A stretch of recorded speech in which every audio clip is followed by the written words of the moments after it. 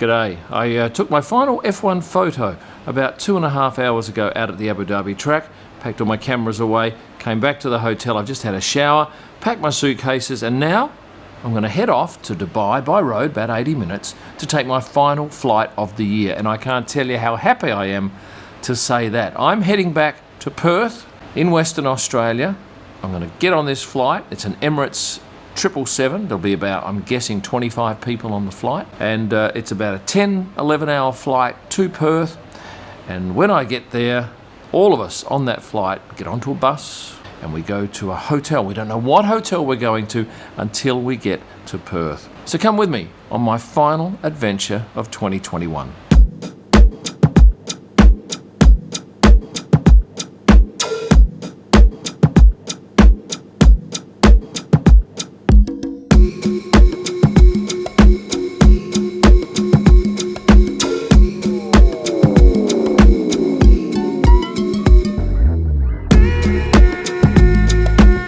That was a pretty good run, 81 minutes from Abu Dhabi to here, Dubai Airport, to the lovely Avis return place where they have all of this crap out here. Look at all this shit.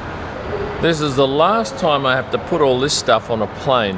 It's all going back to Perth, and most of it came from Perth at the start of the year. You should know that there is a fair bit of paperwork involved in getting into Australia. You can't just roll up on a flight. You have to apply for permission to enter your own country of birth. And I've done all that.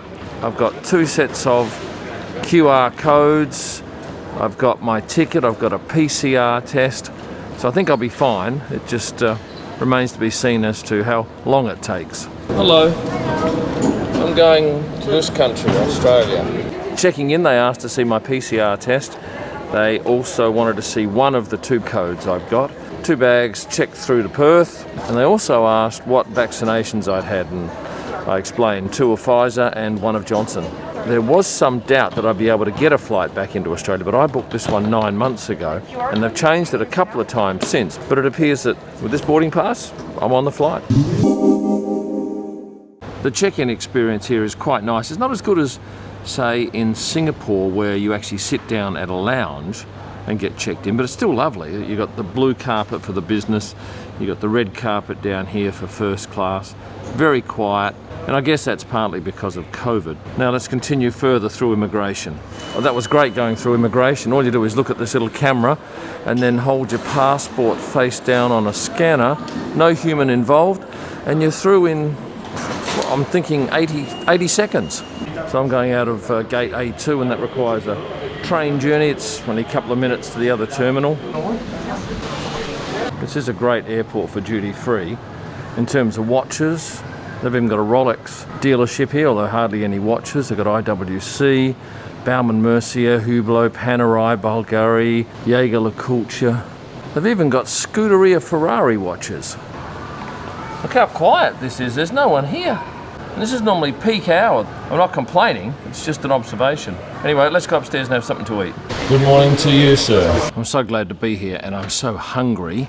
I've got some prawns to start, and then I'll have a look at the menu and order something. But seriously, I've been to a lot of lounges all over the world, and there's nothing that compares with this. For a couple of reasons. The size, it's monstrous.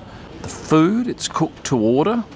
Staff are great. And if your flight leaves from any of the A gates, you don't even have to go out of the lounge to board. You board directly from here. All good? All good, sir. Thank you. Thank you. Enjoy your flight. It's almost like a private charter in so much as there's no one else around. And this is a really freaky flight into Perth because of our quarantine and because of the fact that we can only have a certain number of passengers per week allowed into the state. Good morning. Hello to you, sir. How are you? I'm happy. Well, it turns out there are 3 people in this cabin in the 8 seats instead of 2, but still, I think we're all good. This is Dom Perignon. The gentleman's just poured me a beautiful glass of it. Not that I drink a great deal of it, but it's cold. It's light and it's bubbly. To complement the Dom Perignon, I'm scoffing these Joseph's caramelised sea salt and black pepper popcorn.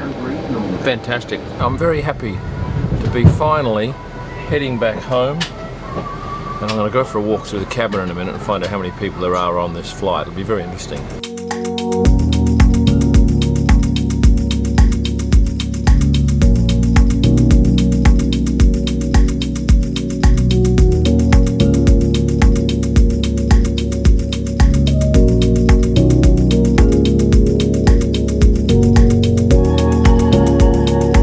you guys? Very good, mate. How are you going? How's everything? Where you come from? I'm from Perth. Perth. Yeah, we go in Perth. I know you're going to Perth. Yeah. Oh yeah. Yeah, but then we're gonna move to Adelaide. We coming from Venezuela. We're gonna change our life. Really? Yeah, we're gonna live in Adelaide. Like everybody in this plane, we have to stay 14 days in quarantine, you know? One of the amazing things about the 777 is the height of the ceilings here in first class. Have a look at that. That is absolutely huge. That'd be 1.5 meters taller than me. Next up, lamb chops. Big fan of lamb, especially Australian lamb. Some of the best in the world. And to finish it off, because I don't have any ice cream, I thought, let's try the cheese board. It's been a very big day, and given that it's 3:30 a.m. and I woke this morning at about 6 a.m. I think it's high time I had a snooze. Oh, it's quite beautiful looking at Perth as we come into land on what is a lovely day here. It'll be warm outside, it always is at this time of year. I haven't flown back into Perth from an overseas country for 2 years.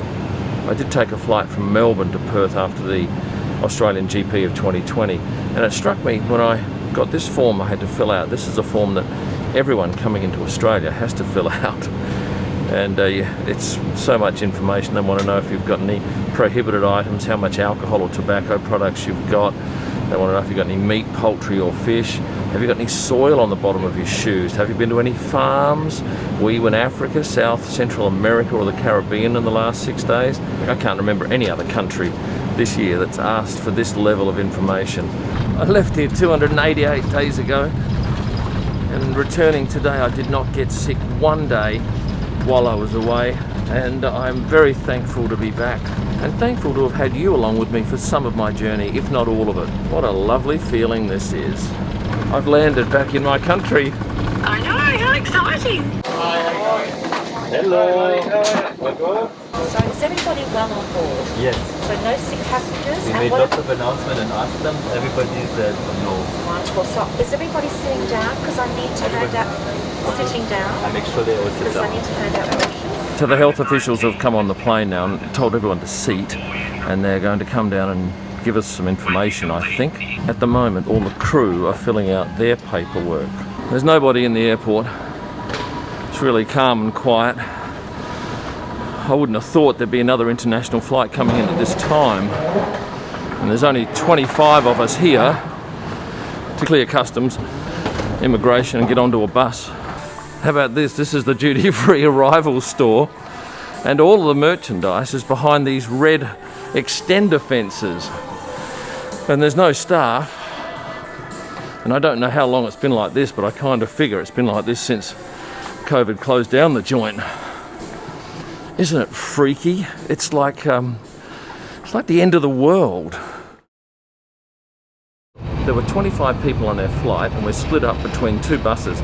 We're on the smaller of the buses. There are 10 people on this one, and there's a big bendy bus in front of us, which has the other 15. All our luggage we put on ourselves, and that's in the front of the bus. Now we have a police car in front of us and a police car behind us, making an easy passage all the way through to the Intercontinental Hotel, where we're locked up for 14 days. When we came out of the baggage hall, where we sat for every bit of an hour, we walked out behind the luggage carousels, where the trucks normally pull up and load the bags onto the carousel, out onto the tarmac where the two buses were waiting.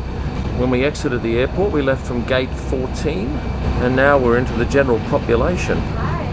That's my wife just there, and that's my son's girlfriend, and that's my son, but that's as close as we're probably going to be able to get to each other. My other son's over there documenting things. Well, that was incredible, that check-in. It's like you're a criminal, nobody wants to touch you, you got the pox. Anyway, I'm here to 609. I'm here, I'm finally back in Perth, Western Australia. And I've got to tell you, I was a little bit nervous out at the airport when I learnt that we're coming to the Intercontinental, because someone said it's not that great. I thought, oh, darn, I really wanted the Western, but look, this is beautiful. It's not that big, but it's certainly not pokey. Whether I think it's great in 14 days' time, we'll find out. At the moment, I'm just looking forward to having something else to eat, because it's been a while. I think we landed at 5:15, and what is it now? 8:30, so 3 hours. of faffing around, but as someone said, you're probably better off waiting outside in the bus, which is obviously with more social contact with some lovely people I met, than in a room. There was some confusion as to when your quarantine starts and finishes, and I can tell you that because I arrived after 2:30 p.m, my flight landed at 5:04 p.m, I do 14 days exactly. So at 5:04 p.m. on, what is that, 29th of this month, I get to walk out those doors. But I did actually buy one of my sons a bottle of French champagne, and they said, have you got any alcohol, cigarettes or something else? And I said, well, yeah, I've got this bottle here. So, well, you can't take that up to your room. I said, fine. So they keep it down in their secure area because obviously they don't want people just wholesale going crazy on drink up here, and they can't monitor people. But you can buy alcohol. You just simply ring down and they deliver it up. Bathroom's great. You get 10 litres of drinking water. I think it's $5 Australian for another one. I like it that you get proper size cosmetics, shampoo and whatever this is. You can't open your door unless you're picking up your food which is delivered to you, and even then you have to wait until they've dropped it off and go back downstairs and ring you and say, good morning. Good morning. Breakfast is outside your door. Thank you. When you do open your door, you have to have your mask on. I get a COVID test tomorrow, and then on day 5 and on day 13. Oh, and then I need 2 more tests on day 17 and 21 after I get out of quarantine. Oh, here's my first call. This might be some dinner. Let's find out. Thank you very much. Will do. Cheers. Bye. 6:09. Something warm, and that. A chocolatey brownie, some sort of salad, and some noodles with beef, I think. What's this going to be like? And when was it made, I wonder? It's a little bit dry, but the noodles are excellent. It's $2,520 and you're invoiced at the end of your stay. There were 25 people on our flight, but there was another flight coming in later tonight which had 6 people on it. And talking to the border security people, they said 25 was a lot on a flight. Today there were 3 first class, 4 business and 18 economy. But tomorrow going out there'll be 4 first class, 20 business and 165 of the 306 economy seats. But the airline crew checked in at another hotel nearby here, and they have to spend their 27 hours on the ground here in their hotel room like we do. After we did immigration, we had to go to one of 20 different booths, although I think there were probably only 3 or 4 that were operating, and we had to show them our Good to Go pass, which is something we apply for, which is effectively the government giving us permission to enter the state of Western Australia. At customs, I got pulled aside and had a few questions asked of me, why I was away so long, where I'd been in the last couple of months, was I travelling with anyone, and then they put my luggage through the scanner and asked what was in the bottles, and I said, well, there is just empty flasks that I've been given from F1. Okay, there's a package that's just been delivered, so mask on, go to the door, open the door, and see what my lovely wife has left me here. Oh, it's a Christmas present because I'm going to be in here until the 29th, and it's a sizable bloody present. I wanted to have a piano to practice while I was in the room, but instead, look, I've got a Lego grand piano. Thank you for watching this video. Please hit the like button if you've enjoyed it, subscribe if you haven't done so, and join as a member for some extra freebies on my account. You'll find all of my digital images at prostarpics.com for editorial or personal use. F1 photo books, they've gone crazy leading up to Christmas, and you can still get them obviously for post-Christmas arrival. You get those at kimillman.com, and for all of my images live from the track when we get back there next year and all during the week, head to Instagram and search at Kim Illman. Thanks for watching and stay passionate.